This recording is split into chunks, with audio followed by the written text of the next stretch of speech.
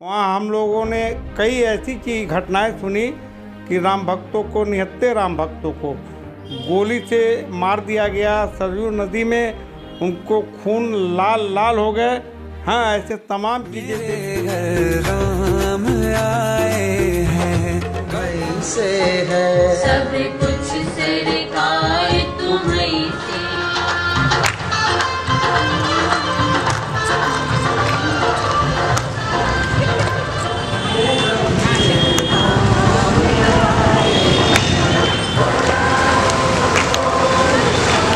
सालों का इंतज़ार खत्म हो गया है और रामलला अपने नवीन विग्रह में विराजमान होने वाले हैं।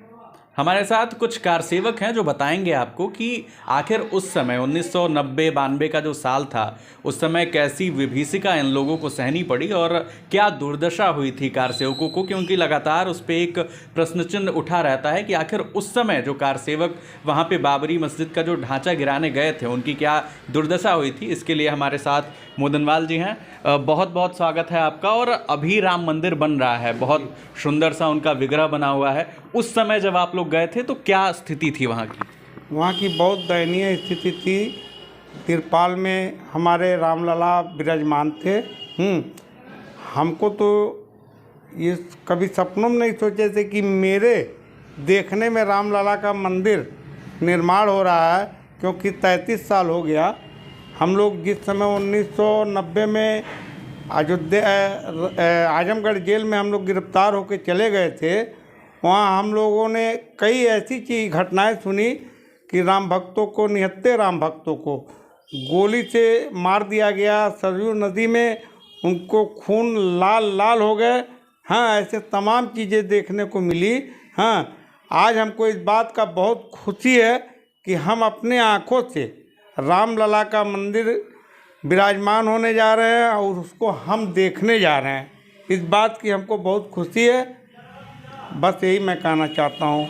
आप बोलते बोलते भावनात्मक थोड़े से हो गए, भावुक हो गए। वो भावनात्मक लगाव जो राम जी से, जो अयोध्या से है, वो किस प्रकार से है? वो हमारे आराध्य हैं। और हम लोग 1990 में जब रामलला का जब वो चालू हुआ था आंदोलन, तो उसमें हम लोग गए थे शामिल होने के लिए, लेकिन हम लोग को आधे रास्ते से गिरफ्तार करके बेलीपार थाने में बंद कर दिया गया। उसके बाद वहाँ से तमाम समूह बनाकर हम लोग को आजमगढ़ जेल केंद्रीय विद्यालय बिलरिया चुंगी में हम लोग को वहाँ गिरफ्तार करके रखा गया था। वहाँ लगभग 1800 राम भक्त गिरफ्तार हुए थे, जिसमें हमारे गुरु स्वर्गीय बालकृष्ण बजाज जी भी वहाँ गिरफ्तार होकर गए थे। शिव प्रताप शुक्ला उस समय वर्तमान विधायक थे, ओम प्रकाश पासवान जी विधायक थे।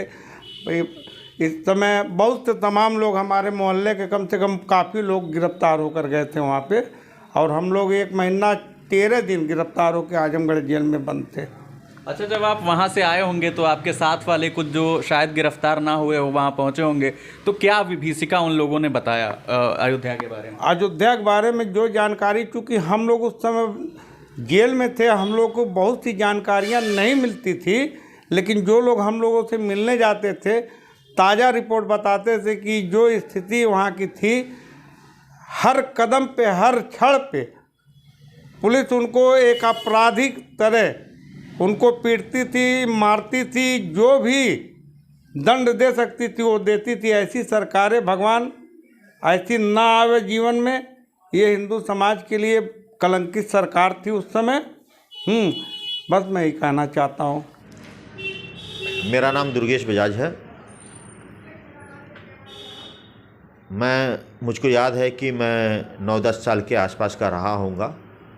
तब मेरे पिताजी स्वर्गीय बालकृष्ण बजाज जी बड़े महाराज के प्रतिनिधि के रूप में थे, और उस समय उन्होंने बड़े महाराज के सानिध्य में रहते हुए कार सेवा का जो कार्य किया, वो बचपन में जो हम लोगों को बताते थे कि किस संघर्षों के दौरान उन्होंने किस किस प्रताड़ना को बड़े महाराज के साथ रहते हुए झेला है। उसी समय मेरी माताजी का भी क्या होता है, स्वास्थ्य नहीं ठीक था, और लेकिन वह 8-10 दिनों तक घर पर नहीं आए, जिस वजह से काफ़ी दिक्कतों का हम लोगों को सामना भी करना पड़ा। लेकिन आज वह स्वर्णिम अवसर आ गया जब ब्रह्मलीन महाराज अवैधनाथ जी के साथ साथ मेरे पूज्य पिताजी स्वर्गीय बाल कृष्ण बजाज जी को भी आज उस सुख की अनुभूति हो रही होगी।